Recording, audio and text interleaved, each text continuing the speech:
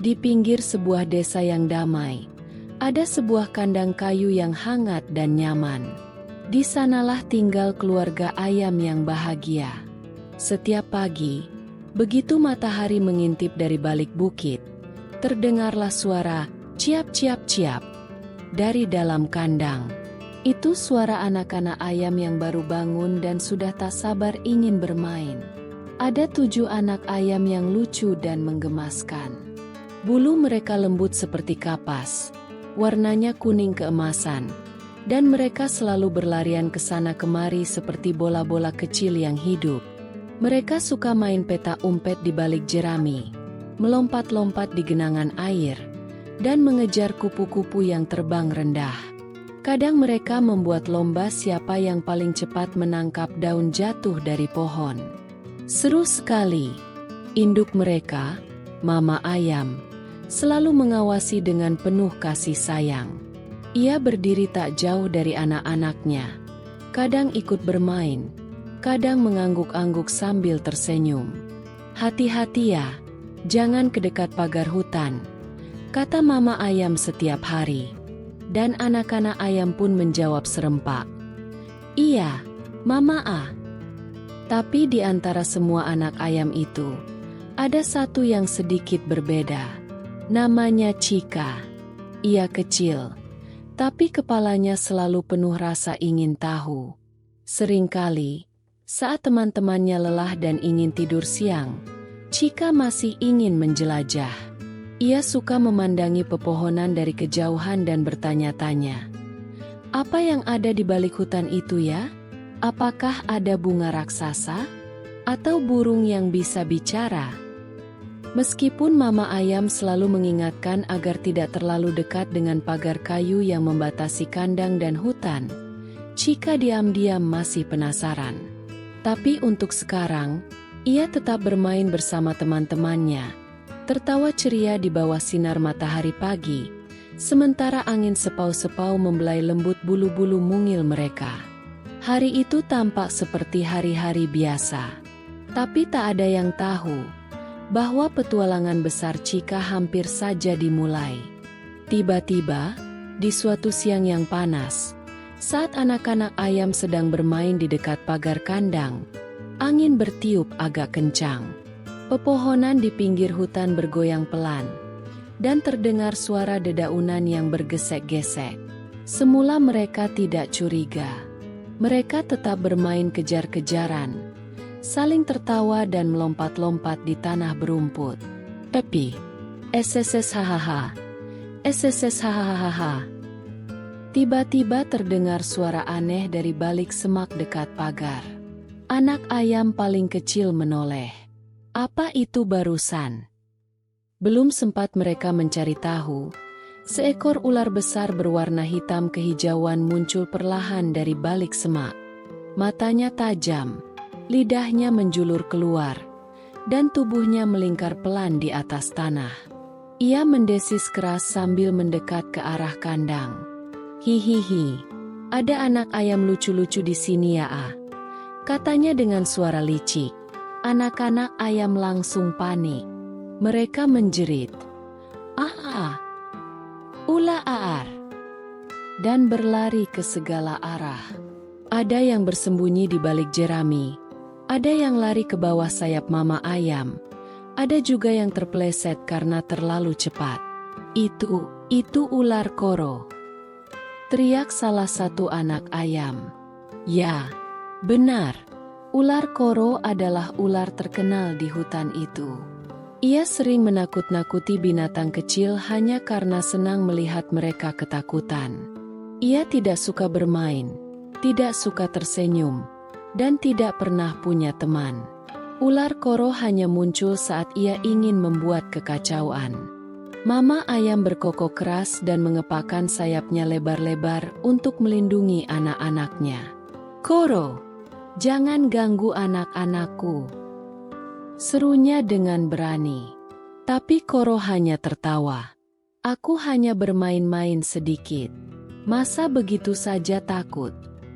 Semua anak ayam menggigil. Semua, kecuali satu.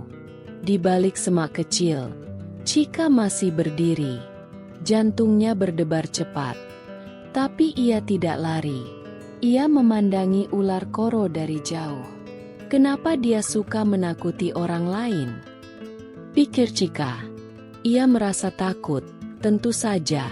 Tapi ada sesuatu di dalam dirinya yang berkata, ini tidak boleh dibiarkan begitu saja.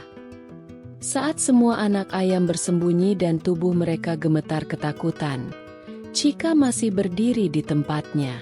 Ia bisa merasakan detak jantungnya berdegup kencang seperti genderang. Tapi kakinya tidak mau bergerak.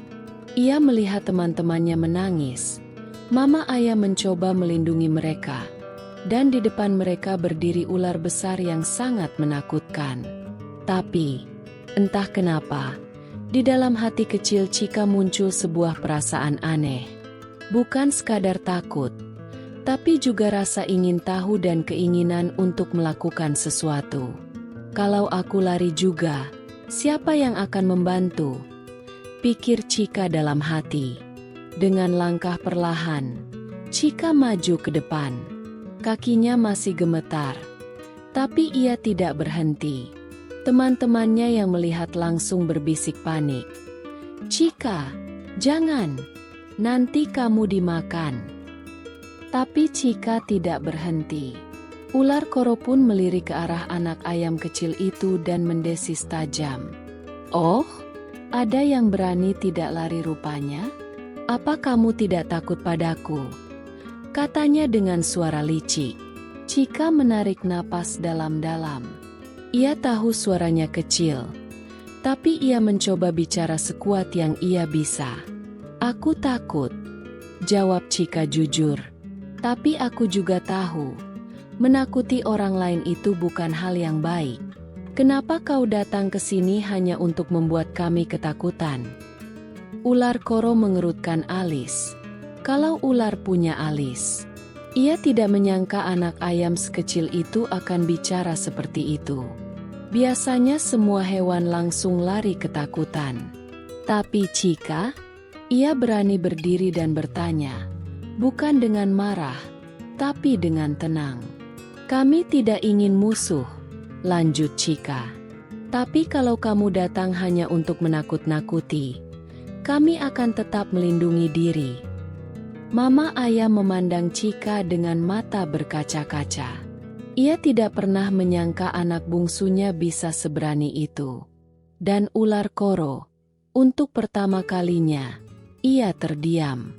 Ia tidak mendesis. Ia tidak tertawa. Ia hanya menatap Chika dalam-dalam. Ada sesuatu yang mulai berubah. Ular koro masih terdiam. Desisnya perlahan hilang. Matanya menatap Chika yang kini berdiri hanya beberapa langkah darinya. Angin sore bertiup pelan, dan suasana jadi sangat sunyi. Hanya suara dedaunan yang berbisik. Chika tetap berdiri tegak, meskipun bulu-bulunya sedikit berdiri karena gugup. Ia tahu koro bisa saja marah dan mendesis lebih keras lagi. Tapi ia juga tahu, ketakutan tidak akan membuat keadaan jadi lebih baik. Kalau kau merasa kesepian, kau bisa bilang, kami bisa mendengarkanmu. Tapi menakut-nakuti kami, itu bukan caranya. Kata Chika dengan suara lembut namun tegas. Ular koro terkejut. Belum pernah ada yang berbicara padanya seperti itu. Semua hewan selalu lari, menjerit, atau memanggil bantuan. Tapi Chika berbeda. Ia tidak marah, tidak berteriak, hanya mencoba mengerti. Kenapa kamu tidak lari? Tanya koro. Kali ini suaranya tidak sedingin tadi. Chika tersenyum kecil. Karena aku tahu kamu pasti punya alasan. Aku percaya, setiap makhluk punya hati. Bahkan seekor ular besar yang katanya jahat sekalipun. Ular koro menundukkan kepala. Ada sesuatu yang hangat terasa di dadanya. Sesuatu yang sudah lama ia lupakan. Aku hanya ingin ada yang memperhatikan. Aku tinggal sendirian di balik hutan. Tak ada yang mau berteman denganku. Setiap kali aku muncul, semua kabur. Aku jadi merasa tidak disukai, kata Koro pelan. Suaranya mulai serak. Chika melangkah sedikit lebih dekat. Mungkin selama ini kau mencoba cara yang salah. Kalau kau ingin punya teman, kau harus memulai dengan kebaikan. Tapi, aku tidak tahu caranya, bisik Koro. Chika tersenyum lembut. Gampang kok. Pertama-tama, berhenti menakuti-nakuti orang. Kedua, cobalah tersenyum. Walau aku nggak tahu apakah ular bisa senyum, katanya sambil terkikik kecil. Koro tertawa pelan. Tawa pertama yang ia keluarkan dengan tulus sejak lama. Dan untuk pertama kalinya, ular Koro tidak terlihat menakutkan lagi. Ia tampak seperti makhluk yang hanya ingin diterima. Ular Koro menatap tanah di bawahnya. Tubuh panjangnya yang besar tampak mengecil saat ia berbicara dengan suara lirih. Dulu aku pernah punya teman. Seekor kura-kura tua bernama Kuraku. Kami suka bercerita dan berjalan-jalan bersama. Tapi sejak Kuraku pergi jauh, aku sendirian. Setiap kali aku coba mendekati hewan lain, mereka ketakutan. Aku jadi marah. Aku pikir, kalau aku tidak bisa berteman, lebih baik aku menakut-nakuti saja. Chika mendengarkan dengan penuh perhatian. Ia tidak memotong, tidak menyela. Ia hanya diam dan memberi waktu untuk Koro bercerita. Karena kadang, yang paling dibutuhkan oleh hati yang kesepian adalah telinga yang mau mendengarkan. Aku tidak jahat karena senang. Aku jahat karena aku tidak tahu cara jadi baik lagi, lanjut Koro.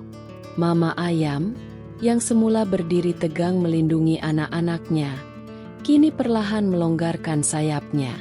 Ia melihat ada kejujuran di mata Koro dan keberanian yang luar biasa di hati kecil Chika. Chika melangkah maju sedikit lagi, kali ini tanpa gemetar. Ia tahu Koro tidak ingin menyakiti siapapun. Semua makhluk pasti pernah salah, kata Chika lembut. Tapi kalau kau mau berubah, pasti bisa. Dan kalau kau sungguh ingin berteman, aku bisa jadi teman pertamamu. Ular Koro terdiam. Ia berkedip pelan. Tak ada yang pernah menawarkan hal seperti itu padanya. Tidak setelah sekian lama ia dikenal sebagai ular jahat dari hutan. Tapi hari itu, seorang anak ayam kecil mengubah pandangannya tentang dunia. Kau ingin jadi temanku? Tanya Koro dengan suara penuh harap. Chika mengangguk mantap. Asal kamu janji tidak menakuti-nakuti siapapun lagi. Ular Koro mengangguk. Aku janji. Hari mulai senja. Matahari tersenyum dari balik awan. Dan angin sore membawa kehangatan ke seluruh kandang. Hari itu, bukan hanya seekor anak ayam yang menjadi pahlawan, tapi juga seekor ular yang menemukan kembali hatinya yang lembut. Sejak hari itu, semuanya berubah. Ular Koro tidak lagi muncul dengan cara menakutkan. Ia tidak menyelinap dari balik semak dan mendesis keras.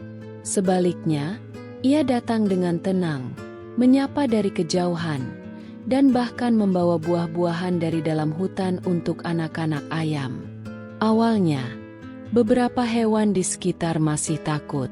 Tapi saat mereka melihat Koro duduk bersisian dengan Chika di dekat pagar, tertawa pelan dan bercerita tentang hutan, mereka mulai penasaran.